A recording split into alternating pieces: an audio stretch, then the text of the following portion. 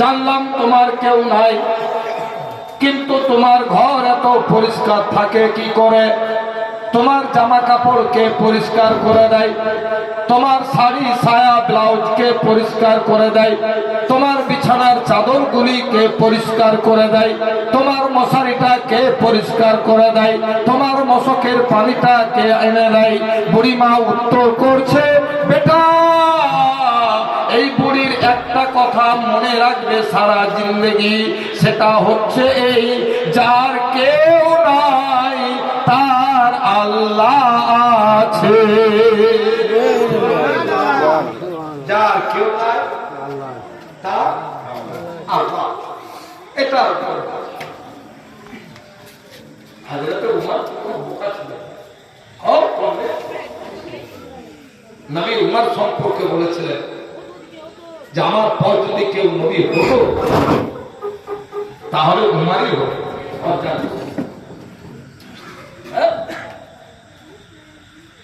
হযরত উমর বললেন, বুড়িমা জানি, তবে আল্লাহ তো নিজে করবে না, কাউকে দিয়ে করাই। বলো কি করে হয়? বুড়িমা তখন বলছে, বেটা চিনি না, একটা লোক আছে প্রত্যেকদিন রাত্রে একটা লোক আছে। কোথাকার শুনেছি নাকি লোকটা মদিনার। নাম জানো? বলে একদিনও নাম বলে না, না বলে না। বাড়ি সঠিক ঠিকানা বলে ওটাও দেয় না। রাত্রেবেলায় এশার নামাজের পর আসে, নিজের বাড়ি থেকে টাটকা খাবার তৈরি করে নিয়ে আসে, আমাকে খাবার খাইয়ে যায়, টাটকা মশকে পানি নিয়ে যায়, ঘরটা পরিষ্কার করে যায়, পুরাতন নোংরা কাপড়গুলি ব্যাগে ভরে নিয়ে যায়। পরের দিন যখন আসে সব পরিষ্কার করে নিয়ে চলে আসে। বললেন, বুড়িমা তাকে কি চিনো? বলছে, তাকে আমি চিনি না।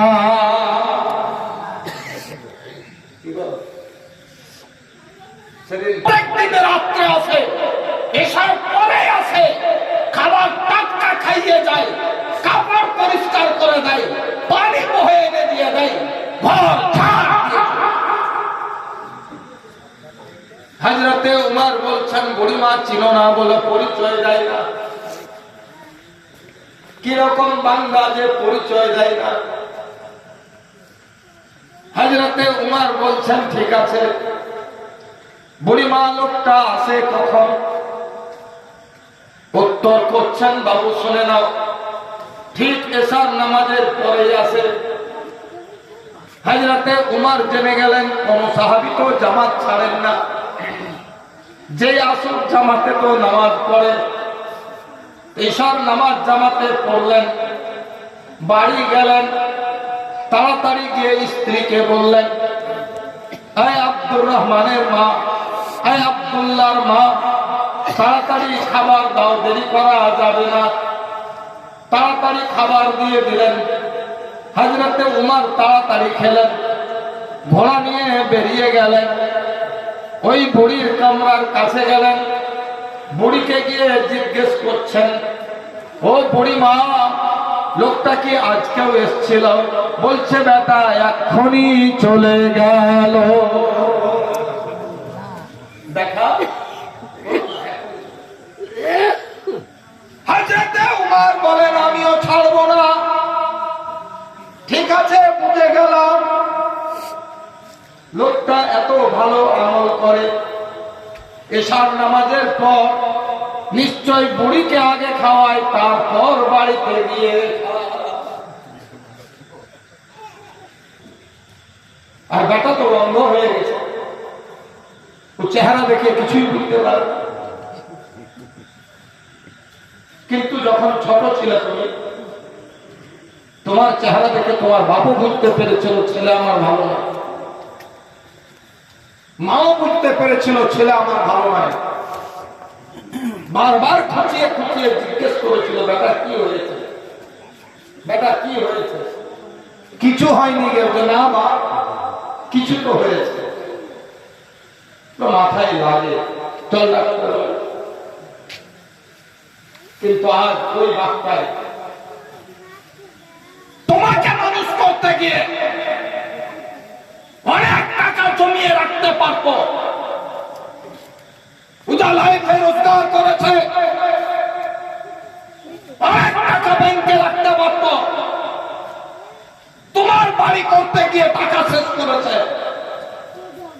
তোমার জন্য জমি কিনতে গিয়ে টাকা শেষ করেছে, তোমার জন্য গাড়ি কিনতে গিয়ে টাকা শেষ করেছে।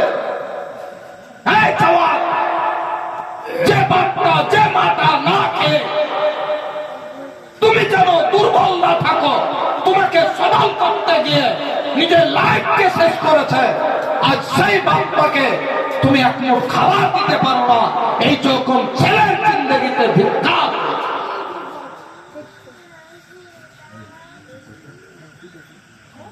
হযরতে উমর বুঝে গেলেন লোকটা নিশ্চয়ই খাওয়া দাওয়া। এশার নামাজ পর বাড়ি ঢুকলেন, বলছেন আব্দুল্লাহর মা, আজ খাবার পরে খাবো, তাড়াতাড়ি আমি বললেন খাবারটা খেয়ে যান, আমি এসে খাবো।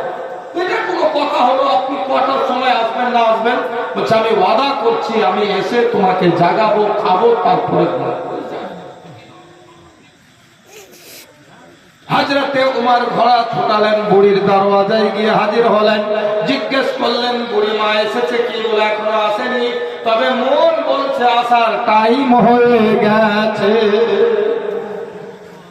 এখনো আসেনি, তবে আসার টাইম হয়ে গেছে। বুঝছে তাই?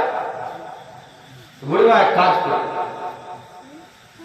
তুমি কিন্তু বলিও আমি পাশে লুকিয়ে থাকছি, কারণ দূর থেকে যদি দেখে যায় তো পালিয়ে যেতে পারে, তখন ধরতে পারবো। দেখি জিন আসছে না, ফেরেশতা আসছে না, মানুষ আসছে কে এটা দেখবে।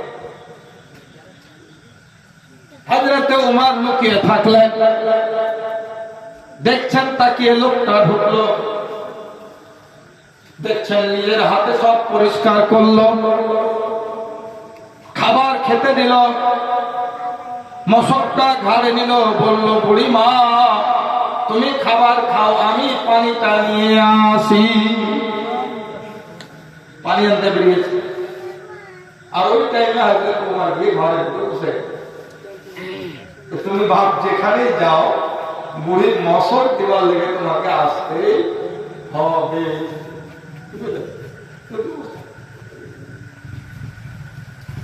কিছুক্ষণ পরে দেখছেন চলে আসছেন, হযরতে উমর দরওয়াজায় দাঁড়িয়ে গেছেন। লোকটা যেমন হযরতে উমরকে দূর থেকে দেখেছেন, নিজের চেহারাকে ঢেকে দিয়েছেন যেন উমর আমাকে চিনতে না পারে। আহ কত লোকাই। হযরতে আব্দুল্লাহ বিন উমর মানে উমরের ছেলের কাছে একজন সাহাবী যার নাম হুমরা, তিনি ম্যাক্সিমাম ওনার কাছে আব্দুল্লাহ বিন উমর জিজ্ঞেস করছে কি ব্যাপার, তোমাকে ম্যাক্সিমাম টাইম আমার পাঞ্জরে বসতে দেখি, যে কোনো মজলিসে দেখি তুমি হাজির আছো, যে কোনো জায়গায় যাই তুমি দেখছি আছো, কারণটা কি? আমার দ্বারা কি কিছু উপকার? তোমার সন্তান, আপনি বড় একটা আলেম, আপনার কাছ থেকে কিছু শিখতে চাইছি, জানতে চাইছি, এই জন্যই আপনার পাঞ্জরে বসি। কারণ জ্ঞানীর কাছে বসতে গেলে কিছু জ্ঞান পাওয়া যায়। মোমবাতির পাঞ্জরে বসতে আলো না চাইলেও একটু ঠিক না, আলো যদি নাও চায়, যতক্ষণ দেনা শোধ না হবে ততক্ষণ মূল্য। বুঝলেন? দেনা শোধ না করে মরবেন, আর যদি মরেই যায় মনে করে, তাহলে এতটা টাকা কমপক্ষে রেখে যে আপনার মরার পর ছেলে যেন দেনা অপরাধী শোধ করতে। বুঝতে পারলেন? এক। আর দ্বিতীয় বললেন শোনাবার জন্য, দেখাবার জন্য, অ্যাড করার জন্য একটা আয়াত কোনদিন তেলাওয়াত করবে না। একটা আয়াত গোটা কোরআন সাহিত্য পরের কথা, নাম কামাবার জন্য, দেখাবার জন্য, সুর ভালো হওয়ার জন্য, লোক প্রশংসা করবে, এই নিয়তে একটা আয়াত তেলাওয়াত করবে না। কারণ ওখানে তেলাওয়াত করার থেকে না করাই বেশি ভালো ছিল। তেলাওয়াত করতে গিয়ে গুনাহ হলো, না করলে ওটা হতো। দুটো নিষেধ করতে, আরেকটা করতে কি হবে, ফজরের সুন্নাত নামাজ কোনদিন বাদ দিবে না। এর মধ্যে অনেক বরকত আছে। এই তিনটে বললেন, আজকে আছে দেখাবার জন্য যা করবেন সবই বাদ। 1 লক্ষ টাকা দিয়ে এদের খাতিরে প্রচার করালেন, লোক বলবে ভালো লোক, এই নিয়তে 1 লক্ষ টাকা দান করে একটা টাকার নীতি করেন না, টাকা পানি বরং উল্টা গুনাহ হয়। হযরতে উমর বলছেন, আমি রাস্তায় গেলাম, ইনি চেহারাটা ঢেকে দিয়েছেন যেন উমর জানতে না। কিন্তু হযরতে উমর তো ও পাহলওয়ান ছিলেন, তার মধ্যে ভয় শব্দটাই ছিল না। এরকম আবু জাহেল একটা মিটিং রেখেছিল যে নবীর মাথা কেউ নিয়ে আসতে পারলে 100 লাল পুরস্কার দেওয়া হবে। কোন মাস্তান করতে পারছে না ভয়। কেন পাচ্ছে না? যে জাহাঙ্গীর মল্লিককে তো মারা সহজ, কিন্তু আর ভক্তরা যখন পাল্টা নিতে আসবে ওটা রুখা বড় কঠিন। বুঝলেন? কাউকে একজনকে মেরে দেওয়া এটা সহজ, কিন্তু বংশরা, ছেলেরা, আত্মীয়রা যেদিন পাল্টা নিতে আসবে সেই পাল্টাটা রুখা খুব কঠিন হয়ে যাবে। আরবের লোকেরাও জানতো যে নবীকে মারতে পারবো, কিন্তু নবীর খানদান উঁচু খানদান, তারা যখন পাল্টা দিতে আসবে রুখবে কে? এই ভয়ে নবীকে জান থেকে মারার পরিকল্পনা কেউ সাহস করছে। হযরত উমর কত সাহসী ছিলেন, ইনি একাই উঠে দাঁড়িয়ে গেলেন। আবু জাহেল, আমি যাব। বলছে সাথে কাউকে লাও, 10-20টা। বলছে আমি উমরের কারো সাথ লাগে না, আমি একাই 100। চিন্তা করেন কত, মানে নিজের বাহুর উপরে কত ক্ষমতা ছিল। শুধু তাই নয়, বেরিয়ে গিয়ে যখন মুসলমান হলেন, অনেক বড় ঘটনা, বাদ দিলাম, রেখে দিলাম। মুসলমান যখন হলেন তো নবীকে জিজ্ঞেস করছেন, হুজুর আমরা হক পথে আছি না না হকে? হক পথে আছি। হক পথে আছি তো লুকিয়ে লুকিয়ে কেন? তার আগে পর্যন্ত আযান জোরে হতো না, নামাজ লুকিয়ে পড়তে সাহাবীরা, কারো ঘরে আসতে, জোহরের নামাজে কেরাত নাই কেন হয়ে আসতে, কেউ যেন শুনতে না পারে, জানতে না পারে। তাহলে তো উমর বলছেন যে হুজুর হক যদি হয়তো লুকিয়ে কেন? বলছে মক্কার লোক অত্যাচার করবে। বলছে আমি উমর রয়েছি, আজ থেকে আর লুকিয়ে নয়, আজকে কাবার চত্বরে সর্বপ্রথম দোয়ায় আযান দেওয়া হবে, পুরো মক্কাকে চ্যালেঞ্জ আমি উমর একাই করি। একটা কাতারে উমর দাঁড়িয়েছিলেন, একটা কাতারে নবীর চাচা হামজা, সাথে সাথে মিছিল বেরিয়েছিল কাবার চত্বরে। হযরত উমর যখন রাস্তায় পার হচ্ছেন, আবু জাহেলের দরওয়াজায় ঠক ঠক করছে, আবু জাহেল আছো? না আছি। কে? উমর? হ্যাঁ। আমি মুসলমান হয়ে গেছি, যদি মারবে তো বাইরে এসো। দরজা ভিতর থেকে লাগিয়ে দিই, দরজা ভিতর থেকে লাগিয়ে দিই। কথাও বলছেন না, কারণ কথা বললেও তো চিনা যাবে। কথা বললেও চেনা যাবে। ইশারা করছেন সরে যাও সরে যাও।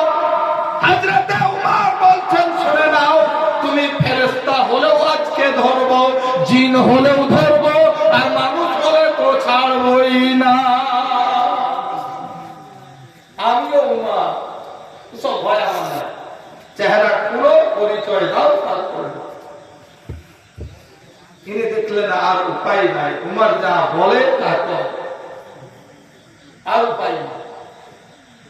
চেহারা কাপড় যখন তুলছেন হযরতে উমর কাঁদতে লেগেছে। কে ছিলেন জানেন? 60 বছরের 65 বছরের হযরত 60 বছরের হাজী হযরতে আবু বকর ঘাড়ে কলসি নিয়ে দাঁড়িয়ে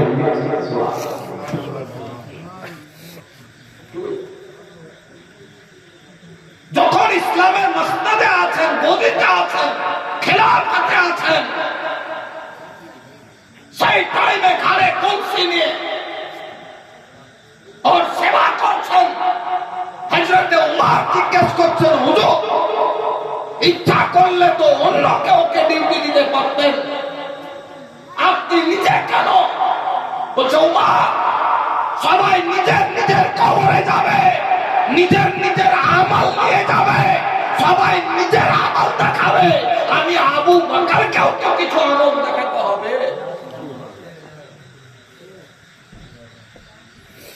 কি ভয় ছিল, কি আতঙ্ক ছিল।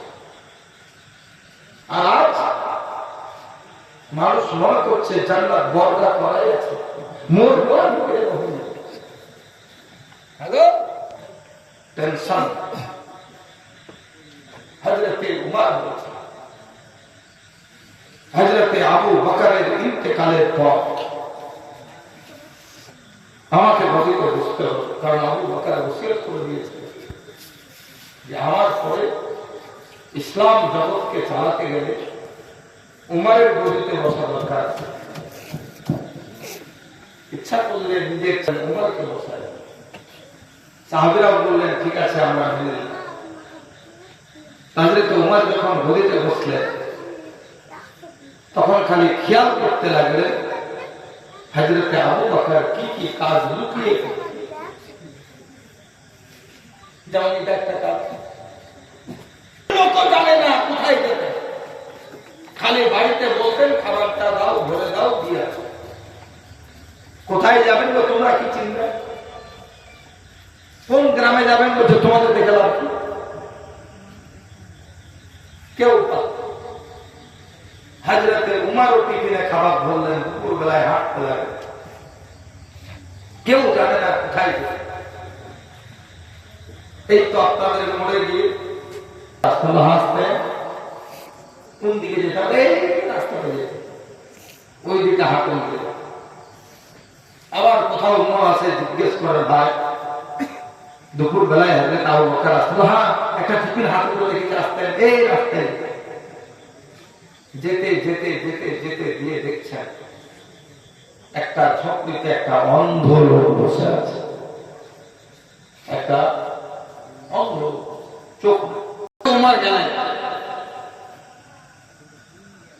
অন্ধ হলে কি হবে? পায়ের আওয়াজ পবিত্র হবে, কান চোখে পায়ের আওয়াজ বলতে পেরেছে। অন্ধ রেডি হয়ে ইনি গেলেন হযরত উমর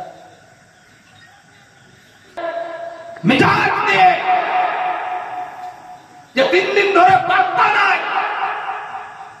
আজকে 3 দিন পর এসছো, তো কেমন করে খাবার খাওয়াতে ওটাও ভুলে এসছো। হযরত উমর কাঁদতে কাঁদতে বললেন, আমি জানতাম না যে তোমাকে প্রত্যেক দিন এভাবে খাবার দেওয়া হয়। আজ আমি খবর পেয়ে এসেছি, আমি সেই লোক নই গো যে তোমাকে খাবার। সেটা ছিলেন নবীর প্রধান, সেটা ছিলেন নবীর প্রিয় বন্ধু, সেটা ছিলেন নবীর গারে হীরা, জাবালের রয়েছে গারে হিরা। সেটা ছিলেন নবীর হিজরতের রাতের সাথী, সেটা ছিলেন নবীর প্রিয় বন্ধু, কাছের বন্ধু, সেটা ছিলেন হযরতে আবু বকর। অন্ধ কাঁদতে লাগলো, জিজ্ঞেস করলো কি হলো লোকটা? তিনি ইন্তেকাল করেছেন। তুমি কে? আমি হচ্ছি উমর।